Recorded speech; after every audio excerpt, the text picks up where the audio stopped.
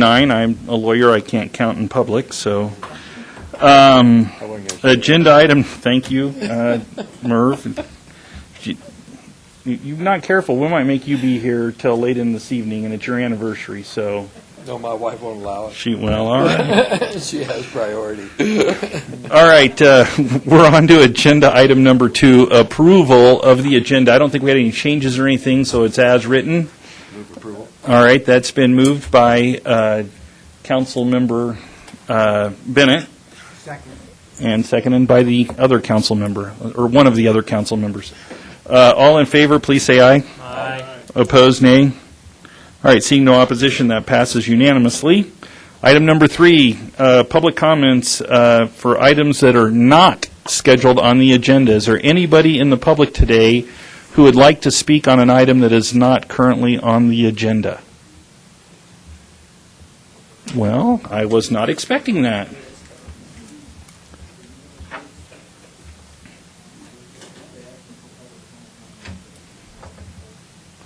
Now's your chance for public comment. Going once, going twice, you better hurry. No, I'm kidding. You better run. You can throw that on. Please state your name, and then you may begin. My name is Ann Eric. Thank you. My name is Ann Ash, and I'm a recent appointee to the Citizens Advisory Committee from Green Mountain Falls. And so I'm very interested. My great-grandfather built 2 places 104 years ago in Green Mountain. I spent all my summers there. I'm 81 now. And so I remember when the pass was 2 lanes. And I love to go to our trustees meetings. And often we don't have a lot of citizens there until something bad happens, as Tyler can attest, being one of the trustees. But I had mentioned at the citizens meeting just about our flooding, how badly it's affected the whole town. And I think they're working on emergency measures, trying to cooperate also.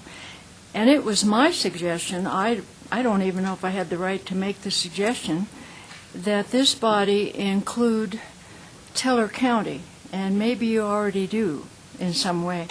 But the watershed of Ute Pass isn't just, 24 doesn't stop at the El Paso County line. So I just wanted to reiterate that. And also thanked, Tyler did this at the other meeting, but to thank your engineer for El Paso County, Jennifer. Everyone has been wonderful. She's been a great advisor. She's come up and talked with us. They sent 6 people up from the county to help us evaluate our town without having to hire somebody. So, she's just great. And dealing with emergencies, I feel that Green Mountain Falls is an emergency, and I don't know how you can get things done fast or not, but I thank you for letting me say that. Well, thank you for coming. Okay. On a side note, Merv remembers the past when only horses went up it, so that's how old he is. He's kind of an old guy. I bet I'm older than Merv. Thank you very much. And just to let you know, and appreciate your coming to talk to us here, but that'd have to be that member government petitioning us to be added to the RTA. So Teller County would Right. petition you? To be added to our RTA. Well, I'll go talk to them. You should do that. Would you like personal cell phone numbers? Because I have them. No, I'm kidding. Okay, thank you very much. Thank you. Is there anybody else from the public that would like to comment on something that's not on the agenda?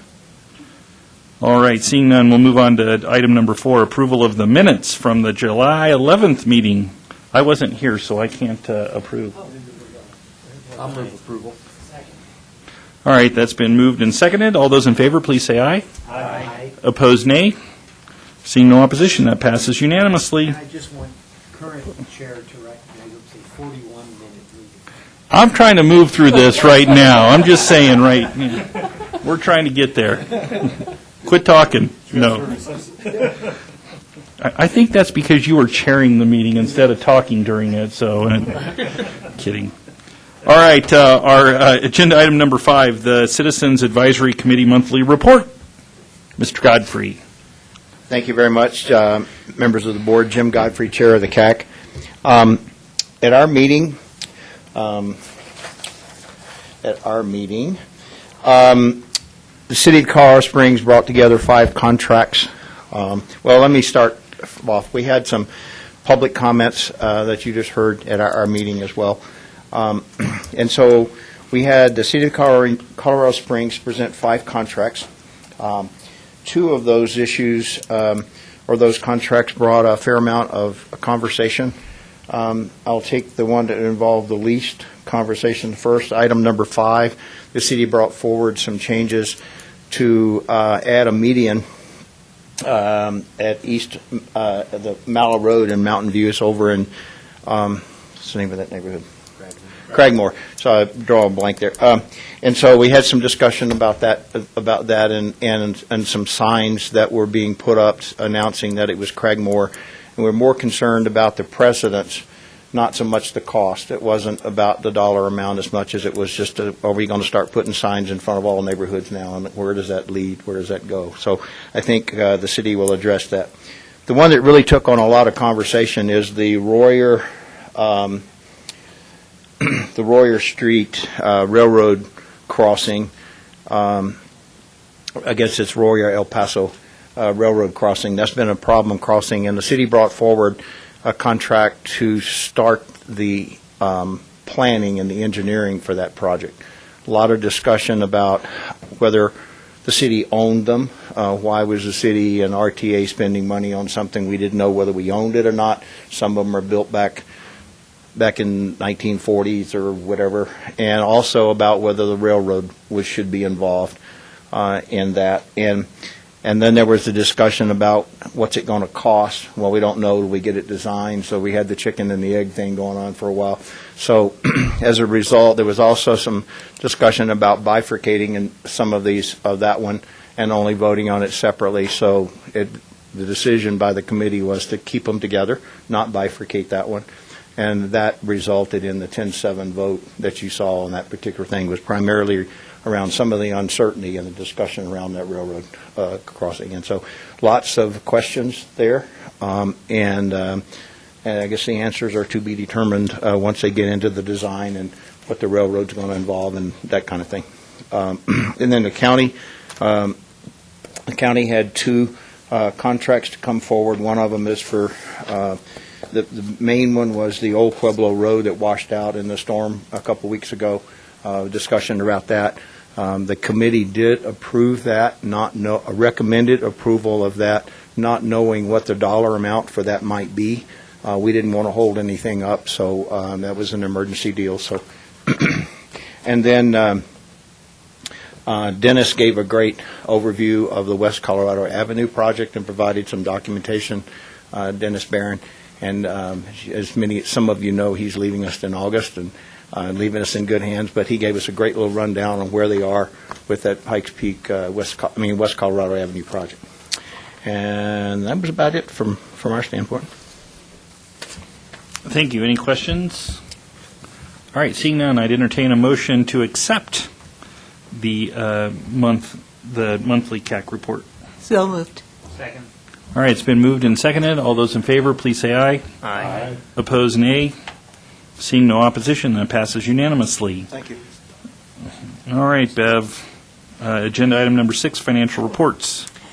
Good afternoon. We received $9,481,000 of sales and use tax for June today, compared to a budget of $9,083,000. So we were ahead of the monthly budget by $398,000, or 4.4%. We're ahead 6 months year to date by $1,453,000, or 3%. So not bad for June, but we had the Wounded Warrior Games in the Senior Open, which we didn't have in the prior year of that June. So then on page 2, We, compared to last year, June, we're ahead by $475,000, and year-to-date, we're ahead by $1.9 million. So are there any questions? Any questions for Bev? I'm sorry, Council Member Avila? I was just saying, I think it's good news Bev again. Okay news, we'll say. Okay, yeah. We need better news, Bev. All right? okay. Get out there and drum it up. Okay, thank you. Thank you. All right, agenda item number 7, the capital maintenance and public transportation contracts. We'll start with City Colorado Springs. Mr. Chavez. Good afternoon, Board. Mike Chavez, City Engineering. Got 5 contracts for your review today. First one is actually a change order to Martin Marietta. Their last month or two ago, we awarded a $78,000 paving contract to finish some work on Cascade as we're widening that to add sidewalk, curb, and bike lanes. But we have a separate contract for some of the pavement work. We get a better price if we actually get a paving contractor instead of a general contractor who then hires a paving contractor. So we had about $130,000 in total funds. There was 110 of bike tax, and then there's some 20 other. I think it was part of the missing sidewalks. We're just kind of, it's all kind of one project. But we're awarding some more asphalt paving of $26,000 to get that project done. Next item is. I've got a question.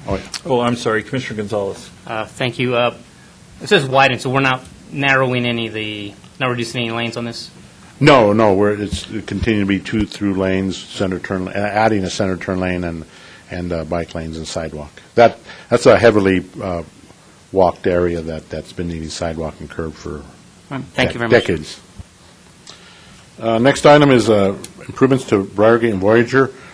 We are actually adding a third westbound through lane across to get to the freeway, so for better traffic flow and relieve some of that congestion and backup. That's what this project is, and that's getting done in coordination with 2C paving. Next item is a lining of corrugated pipe in Southgate, and there's about 440 feet of pipe relining that we're doing before the overlay, kind of a pre-overlay work. Fourth item is the design contract for the Nevada and Tejon bridge replacements, and there was quite a bit of discussion at the CAC, and there were some questions that came up, and we basically don't have the answers. That's why we're starting kind of early. The railroad came to the city and said, hey, we're concerned about the Tejon bridge, and we're going to replace it as is, meaning they won't make it any higher or any wider, and we have concerns, so we're working with them. And so there'll be a fair amount of coordination with the railroads. There'll be some cost sharing that will be negotiated and worked out. But that's what this first contract, it's phase 1, it's preliminary work, survey work. We'll come back and add preliminary design and final design to this contract as the phases get done. But right now, this $1 million is just for phase 1 of the work. Mike, this is a critical component of the legacy loop.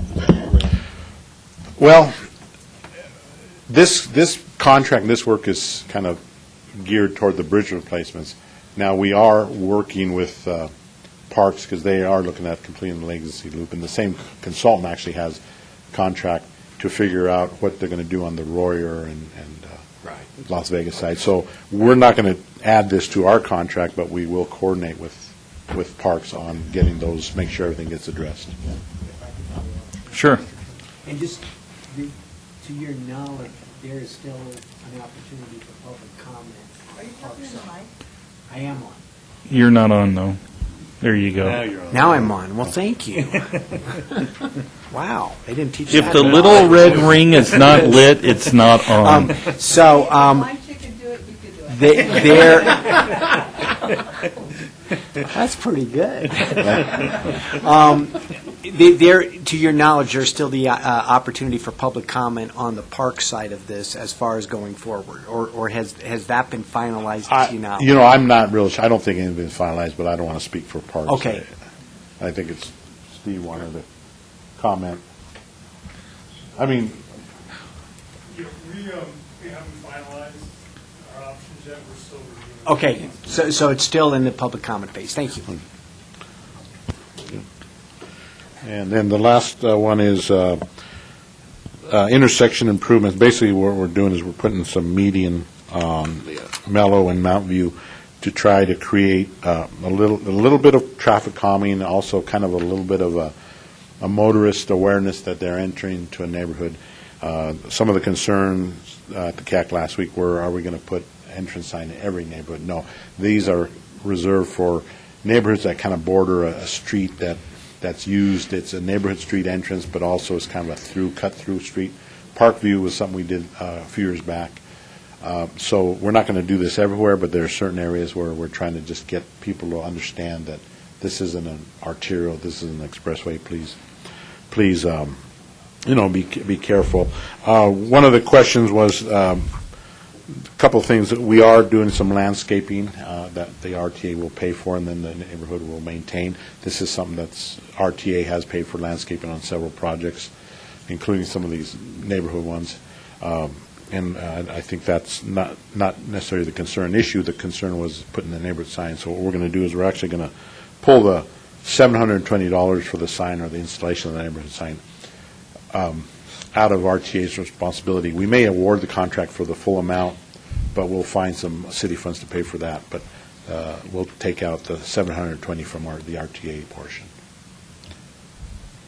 All right, thank you. Any questions on any of these projects? I move approval. All right, that's been moved by Councilmember Bennett, Second. seconded by Councilmember Avila. All those in favor, please say aye. Aye. Opposed, nay. All right, seeing no opposition, that passes unanimously. Thank you. Thank you. All right, on to El Paso County and the world's greatest county engineer, Jennifer Irvin. Man, that's hard shoes to fill. Oh, they're your shoes. Or something. Well, Hey, the world's third greatest? Jennifer Irvin, county engineer, and I'm proud to be working for El Paso County. So good afternoon, Mr. Chair and Board of Directors. Today we have two items on our agenda for contracts, and the first one is the pavement management data collection. This is a contract that we did we do about every 5 years, and we contract with a vendor to go out and collect the data. This data helps us prioritize our roads within the county, and essentially we collect data on the PQI, and that's really the summary of it, and we do that on all of our roads, and so that contract is about $170,000. The last time we did that contract was in 2013. The next contract is our Old Pueblo Road, which was a walk-on at the CAC, and I appreciate PPRTA staff and the CAC for their indulgence on that one. This is a unique circumstance. As you know, we had some substantial rain and flooding on July 23rd, and it caused us to go ahead and close Old Pueblo Road. This roadway is a primary route for Hanover Fire District, and the detour is in excess of 15 miles. So what we could have done is just gone out there and repaired that very quickly and replaced what was out there, but we want to do the right thing and install the correct solution for this, as we are a staunch defender of taxpayer funds. So our Highway Division staff will be placing our 7x7 box culverts, which we had in inventory, and we will be hiring a contractor who does cranes to be able to move those on either side where we have those in inventory and down to the site.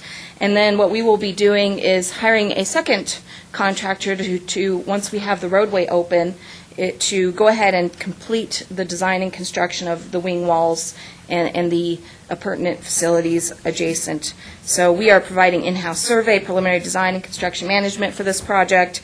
And so essentially what we're asking for is the go-ahead for approximately $750,000. We will go through the contracting and bidding process, and then we will be reporting back on those actual costs back to you. But as you meet once a month, we were trying to get ahead of this so that we don't hold this up at all. And then and then report back to you with those contracts and how much they are. But I would assure you that the other thing is if the state of Colorado does a disaster declaration at some point, we are accumulating those costs, and we will go after any reimbursement that we can. I know we asked yesterday in the commission meeting, is there any update on the time frame for when this is going to be completed? We're saying 4 to 6 weeks, and we're saying that because we want to be reasonable in case something happens. What I will say is that one of the things that we have is some utility lines down there that need to be relocated. The Right, gas those line are has in the already, pictures yeah, there. the gas line has already been relocated.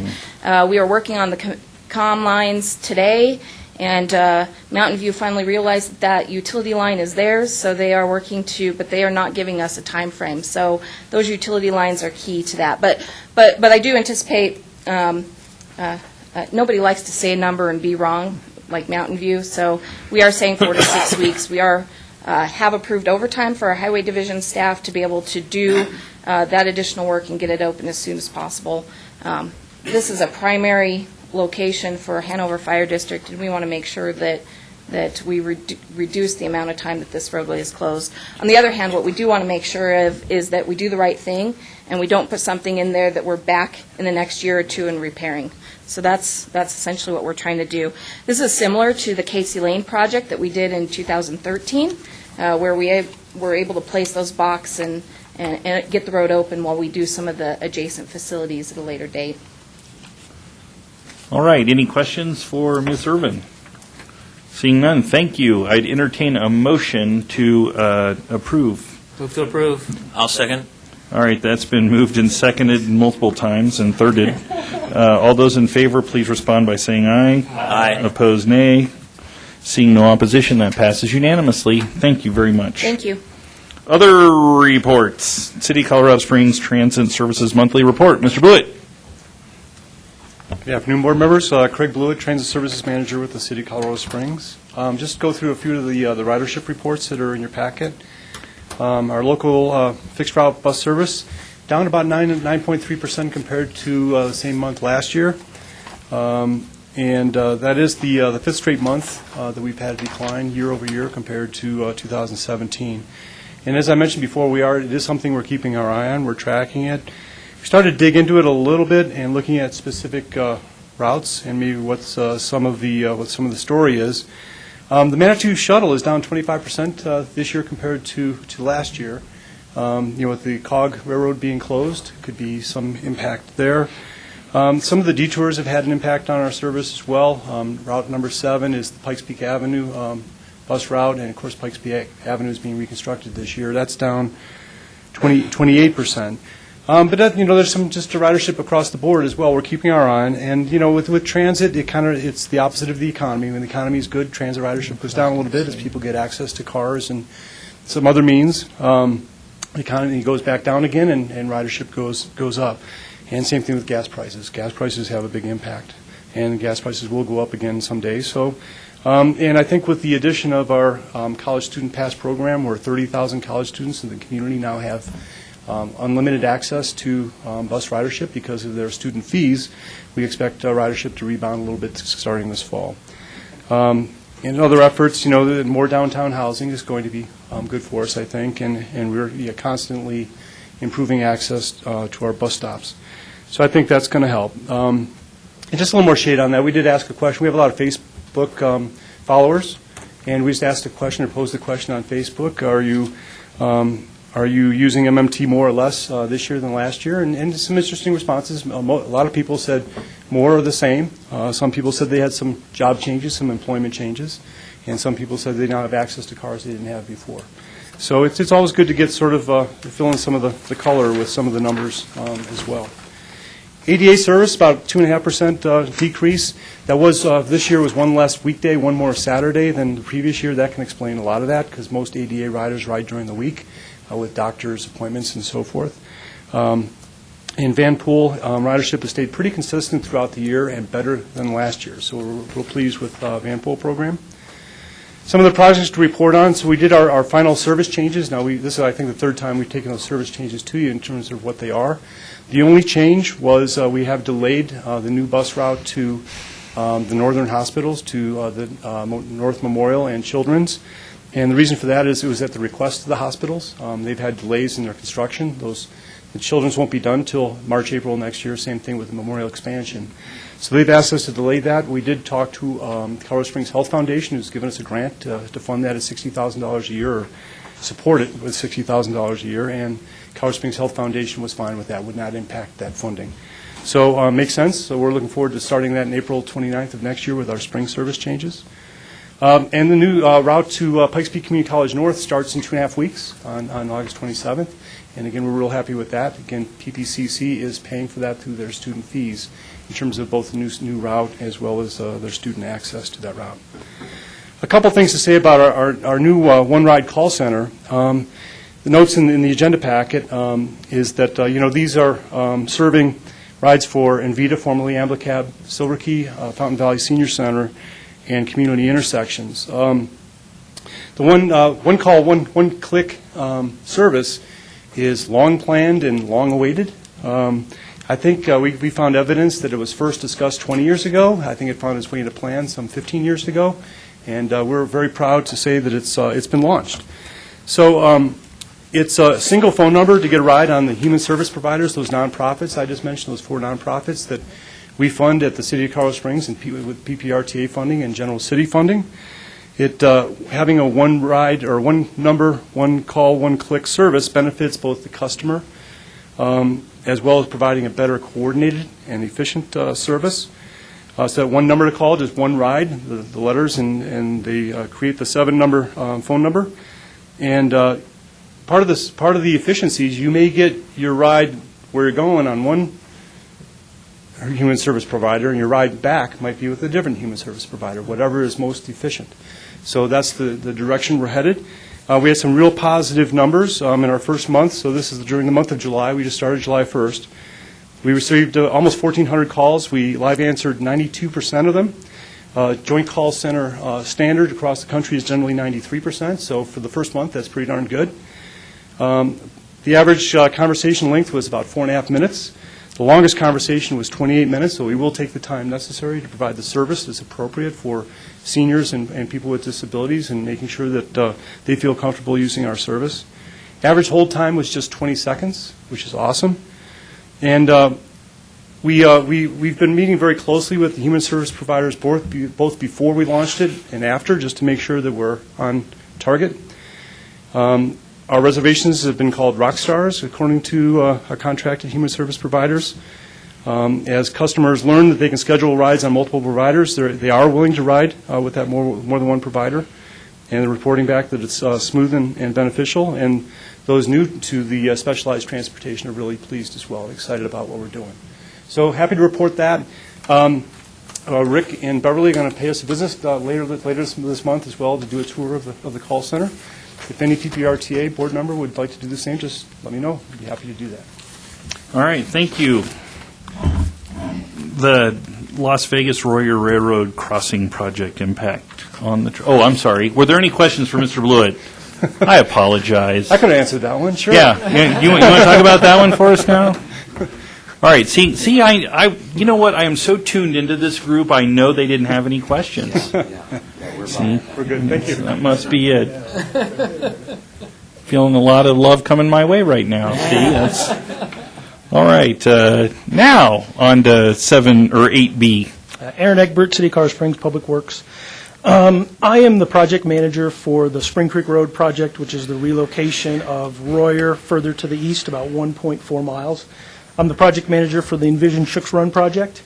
I'm also the project manager for the railroad bridge replacements. I am not the project manager for the Legacy Loop underpass, but I will speak to that to the best of my abilities. So there's been a lot of issues, a lot of concern in the community about the closing of Royer before the Legacy Loop is connected. So I'm just going to kind of lay out some of the history, if that's okay for you guys. So we've had accident data all the way back to 1975 at the Royer crossing. We participated in safety improvements in the late 70s at that location with the railroads. The relocation to the east was first kicked around in the early 90s, so it's been around for a long time to try to help that safety issue. In 2005, excuse me, the railroad and the PUC approached us about closing Royer. They felt that there was a dangerous situation and we should just go get on the ballot, or not on the ballot, but get onto the docket for the PUC to close that location. So the city really started scrambling. We used PPRTA intersection safety money to start a design process.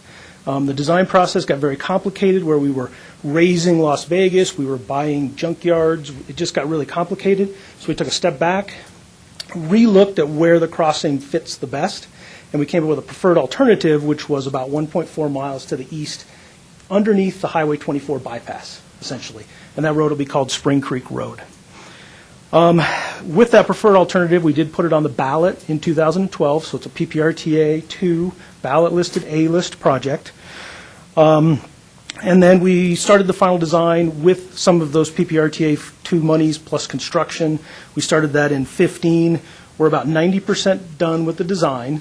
We're anticipating, if everything goes well, we'll be done with construction of Spring Creek Road in 2020, probably the fall of it, and then that's when Royer would close at that time, as soon as the new intersection is completed. We've entered into an IGA with CDOT because we have an operations and maintenance in their right-of-way of Highway 24. We have the C&M agreement, construction and maintenance, with Burlington Northern Union Pacific to construct the new crossing. It's been reviewed. It's just going back and forth with a few little details. The PUC application is a joint application between the city and the county. It is still being reviewed by the county engineer, and we're hoping to get comments fairly soon on that so we can move forward with the PUC application. And then to throw a trifecta in there, or more than that, we got Fountain Mutual Irrigation Ditch, which we have an agreement with them that the draft is ready to be executed and signed.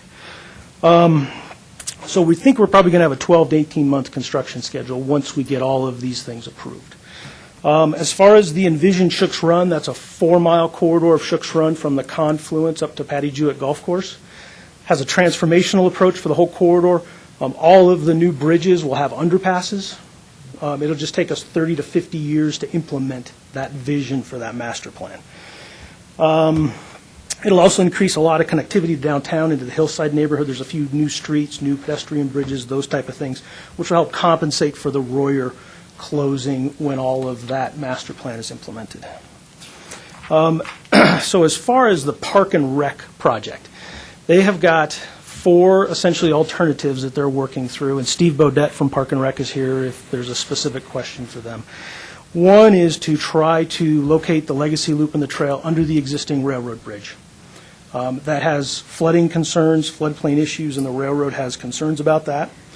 The second option is to do a very large box culvert, a jack and bore, where we would just slowly dig out and push this box culvert under the railroad tracks. That is a very expensive alternative also, like a $3 million, $4 million option. The third option is to install a temporary shoe fly where we temporarily move the railroad over, excavate, put the new underpass in, and then move rail traffic back. That's very expensive, a lot of throwaway costs, very difficult to implement. The fourth option is like more of a routing onto an internal street system, so they might go down Nevada temporarily until the envisioned Shooks Run can replace some of those bridges down on that south part of the corridor. And then the fifth option, which was brought up at the CAC meeting, was doing an overpass, where there'd be an overpass over the top of the tracks. Park and Rec is investigating that now. If you just look at the geometry and trying to get 22 feet above the existing tracks and then get back down, and then once we do implement the envisioned Shooks Run project, that overpass would not be used. So there's a lot of throwaway costs potentially with that kind of an option. So with that being said, I'll open it up to questions. All right, any questions? Are we sure there aren't any questions? Yes, Mr. Mayor. You said you were going to, one of your options was to reroute it around? Yeah, it's called a temporary shoe fly, and you would basically, some distance away from the tracks, build a new temporary trestle bridge type system, or under fill, move the railroad rail there. It's really difficult because of the radiuses and the turns and all that kind of stuff. Then you would build your improvements, move the train back to its mainline alignment. Okay. Mm-hmm. Yes, Councilmember Avila. Thank you, Chair. Let's say you had infinite amount of money, and that wasn't the issue. what would you best recommend to be done? The envisioned Shooks Run plan, where we would build a new railroad bridge with an underpass, and then a new underpass at Las Vegas. Okay. And an underpass at Fountain, and then keep going up and up and up the creek until we could get it all separated grade. Okay, thank you. Yep. Councilmember Geisinger. And just, first, that was an excellent explanation of where we are at in the process, and I appreciate that very much. It just sounds to me, though, that it is part of a process, and there's still a whole bunch of discussions going on at the city level with the various stakeholders. Citizens can present their concerns to parks, to you, to whatever, but nothing is set in stone yet, either figuratively or literally. Correct. The only thing that's set in stone is Royer is really not a safe crossing. And it's gonna get closed And sometime. we gotta figure out a way to close that before the railroad closes it for us. Okay, but in terms of how that looks and what that looks like, that's a still evolving process at this Yes, point. that is correct. And it's very, very complicated dealing with the And it railroad. does sound that way. Thank you. All right, any other questions? Rick Yes, has- Rick. Oh, I'm sorry, any questions from anybody in the audience? All right, seeing none. We'll move on. West Colorado Avenue Capital Project Update.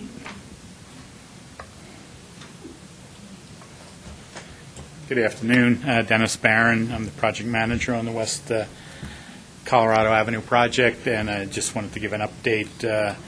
I am retiring at the end of the month, and the gentleman with me, Brett Hartzell, will be taking over the project management responsibilities. Not allowed, we're denying it.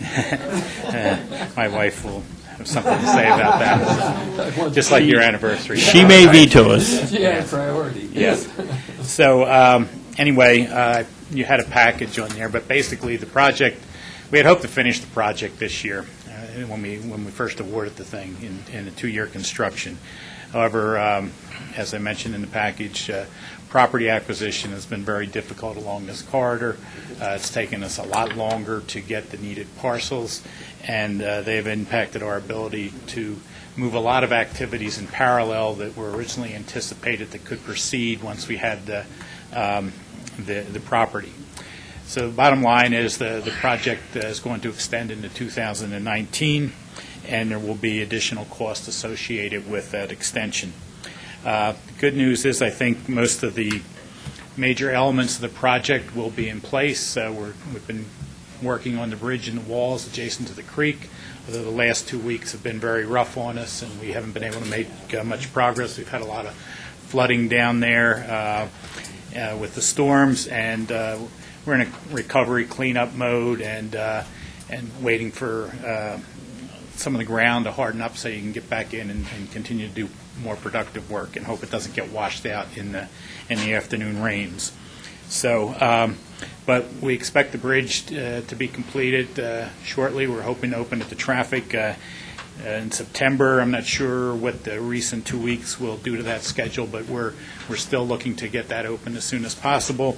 We started installing the street lights in Manitou, and we're starting to make the underground connections to the businesses there. So Manitou Springs will be in pretty good shape by the end of the year. Most of the stuff will be in. We hope to have most of the underground utilities, the storm drain systems, the water line relocations, and sanitary on the east end of the project done by the end of the year also.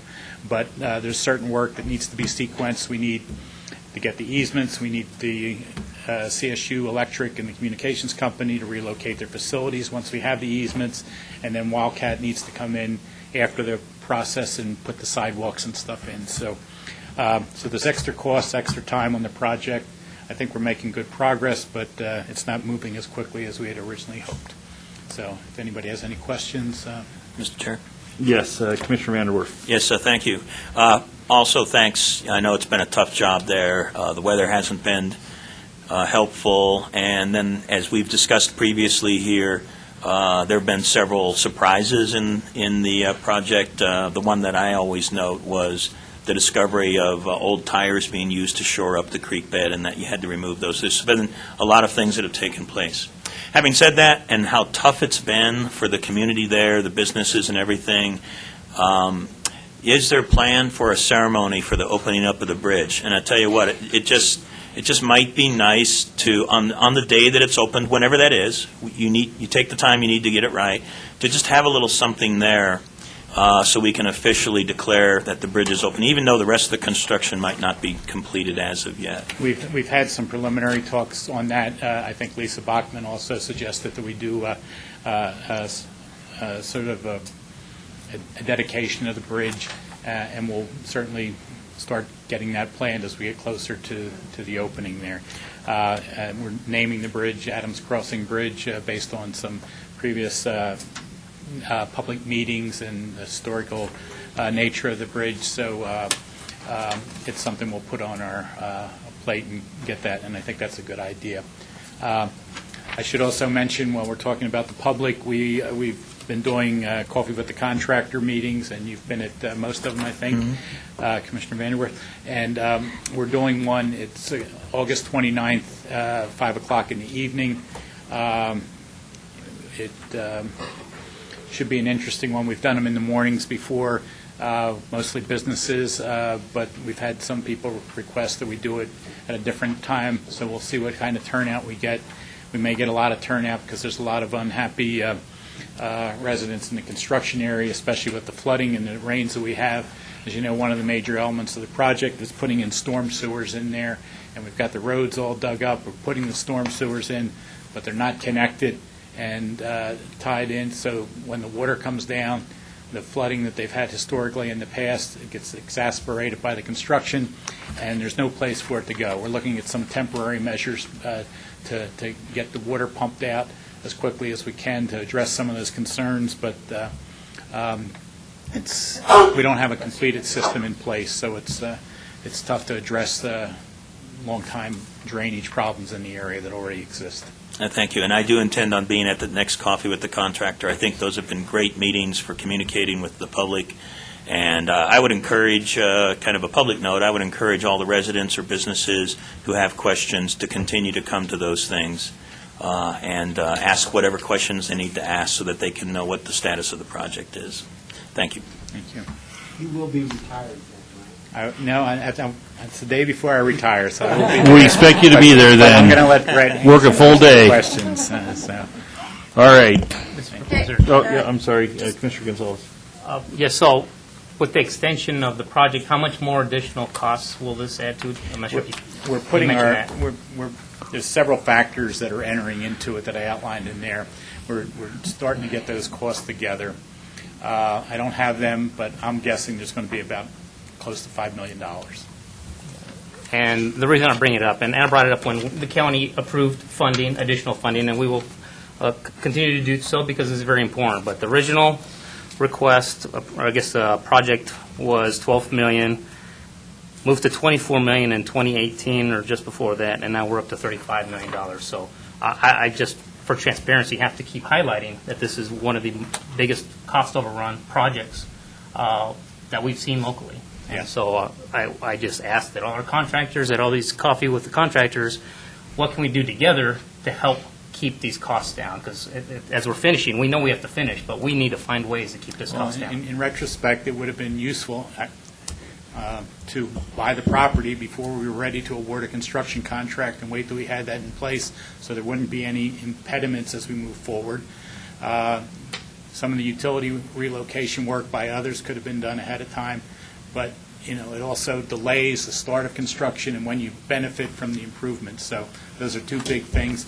But I think the biggest thing, when the original budget was set, I'm not sure that the scope of the project was fully articulated or defined. There were several years of planning, and Jennifer can probably speak to it, but there were several years of planning that added a lot of scope to the project, including building the new bridge in a different location, or relocating the creek, installing new water lines for CSU as part of the project. Now, they're contributing, so it's not all PPRTA funds, but there are several things that I'll call them major scope creep that crept into the project that drove the cost from, and I don't know what was originally envisioned for $12 million, to tell you the truth. It may have been an overlap. Councilmember Geislinger. And Dennis, thank you for sharing that. And this is given what you just raised, given your retirement, congratulations, it probably would be a good idea to share your institutional knowledge that you were just talking about with the lessons learned, because this is something that's going to happen again going forward. We're going to have these big projects. So I would ask if you could just have, before you leave, okay, these are the things that we might be able to do better in the future to kind of avoid these sort of things. Overruns are going to happen when you find things that, conditions that just aren't anticipated. But I would hope that you would be able to share that, not only with yourself. Shared them with It was with Jennifer, but thanks. All right. Yeah.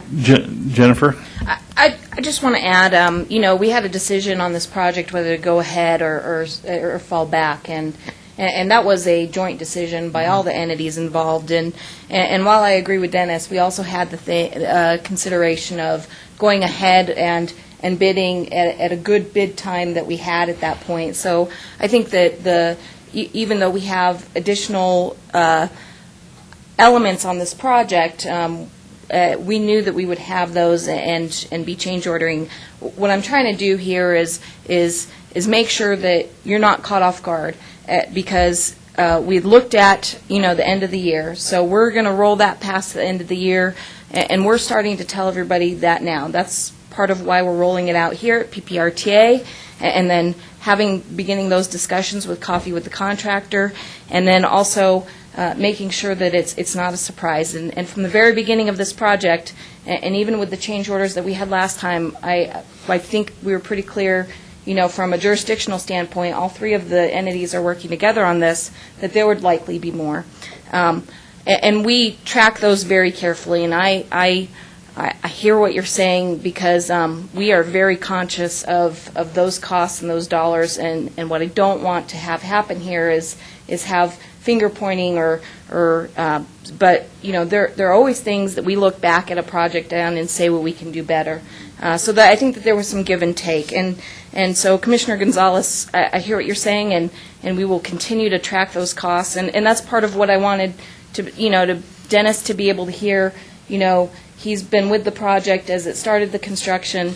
This project started back in 2008, before I or Dennis were involved, and there are a lot of things that I would do differently now. But we are where we are, and we're trying to move forward and get it done as quickly as possible and as efficiently as possible. And my rationale is so that we're transparent, so in 2 or 3 years a concerned citizen sees this, they saw that we mentioned these numbers. Yep. We mentioned them at the county commissioner. We mentioned them here for them to know that this was happening. And so I just want to make sure that for transparency purposes. And if I might also comment. Commissioner Vanderwerf. Thank you. If I might comment to that as well, kind of the original budget projection, which I think was a preliminary projection that did not include several of the other things. That was the $12 million.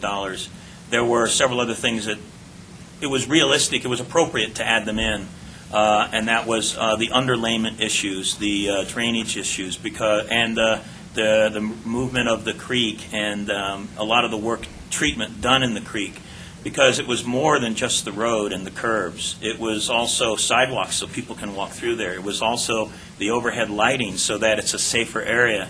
It was also about a better utilization of that creek with regard to flooding issues, and a lot of those were not initial considerations. So while there's been a cost overrun on the project, and that's been very unfortunate, I also appreciate the openness, but I think a better baseline to start from is not at the $12 million. Probably the $24 million is a better baseline. Right. Thanks. Trustee, I'm sorry, go ahead, Jennifer. Go ahead. Trustee Stevens. I was just going to chime in, and my memory doesn't necessarily serve me well, but I think the initial concept was looking at a bridge replacement with a lot of complexity that were unknown. So it was a big known that there was a lot of unknowns with the project way back when, and it blossomed from there. And I think with the exchanges and the property acquisitions and such, and the actual on-site engineering, it became a more fleshed out project. So I think the comments about where that baseline number was originally set was well, it was an inaccurate, but I think it was a known inaccurate. And it was a starting point, but it certainly has blossomed. But it was also recognition that something needed to be done there, and we've got to jump in and get after it and accomplish the project and be frugal and smart about how we're spending the money. But the money needs to be spent. We got to solve the problem. Ms. Irvin. I will be so excited when we get to the ribbon cutting on the overall project, Commissioner Vanderwerf, but we will work to, and I think that's a great idea in regards to opening of the bridge. I would just add that I thank everybody for their support. All your staff from each of the member governments has been amazing, and I don't like to go over budget or over time at all.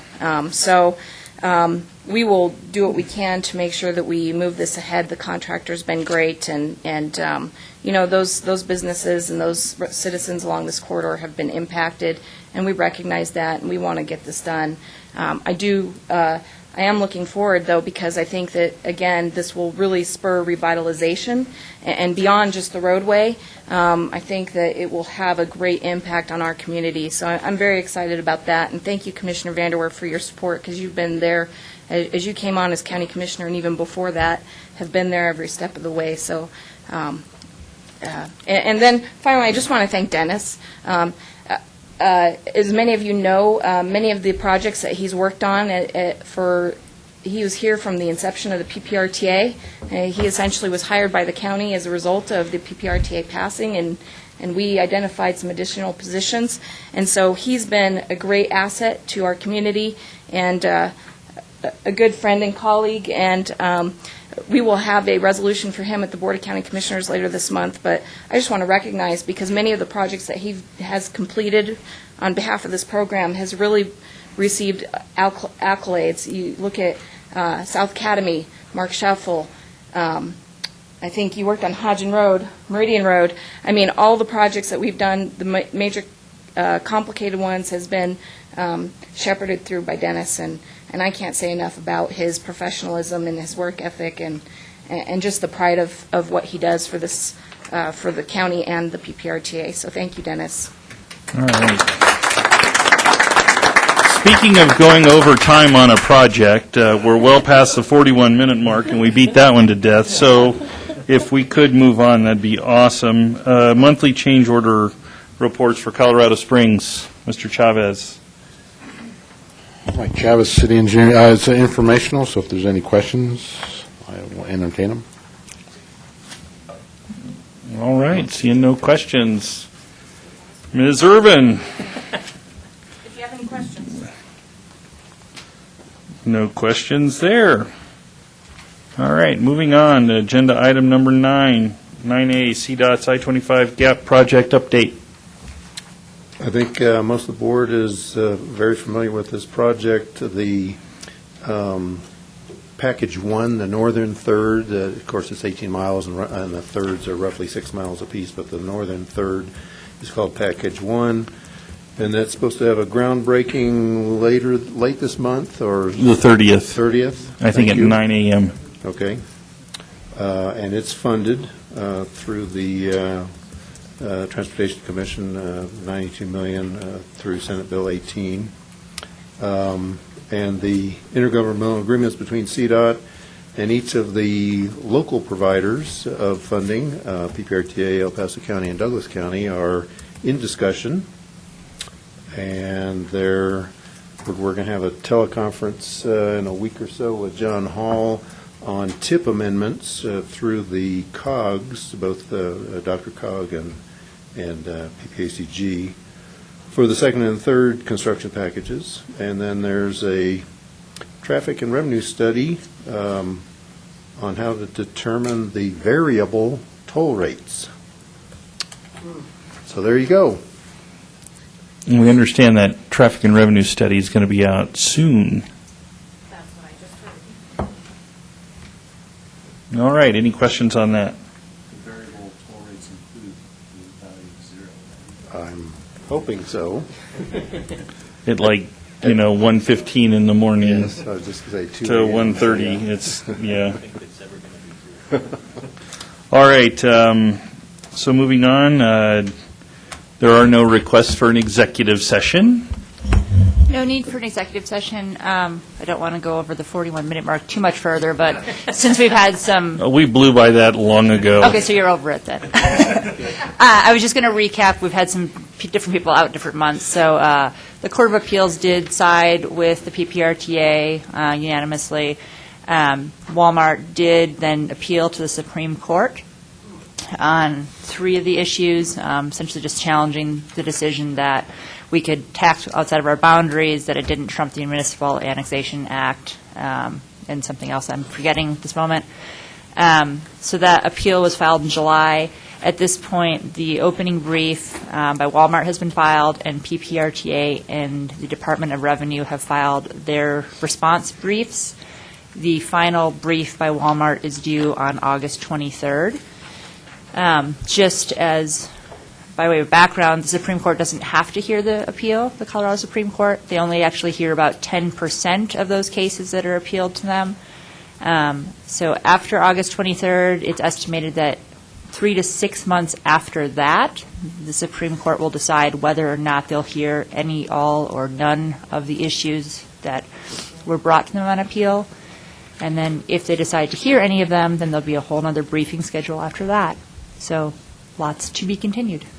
All right, and that covers agenda item number 11, correct? Correct. Okay, agenda item number 12, any member announcements? Yes, Mr. Mayor. I'm happy to announce that our chip seal project would have been finished today, except that they kind of got rained on this morning, but they're working on it, and they'll have it done tomorrow. So excellent. The town of Raymond, thanks to Cindy and Jennifer, they've been just outstanding working with this and getting it done, so. It's going to be a cosmopolitan town Oh, now. we're right up there. Yeah. Oh, and Saturday, we're having our Rama Days. Anybody that wants to come on out, we have a good time out there. There's barbecue and all kinds of stuff going on Saturday. We understand there's going to be corn, corn on the beans, potato salad. Pulled pork. We got the full-on briefing earlier from Turner. Okay, well. He told us like sizes of portions, and he covered it thoroughly. No. So, all right. If seeing nothing else, Mr. Mayor, did you want to equal time for? No, I'm fine. All right. All right. Seeing nothing else, we are adjourned. Thank you. Thank you very much. That wasn't my fault. That wasn't my What's that? Parade? Yeah, there'll be a parade. Yeah, we got the fire department. We're going to, the Rock Island line, the train that used to go through there, that's going to be our kind of our theme this year. So there's a guy that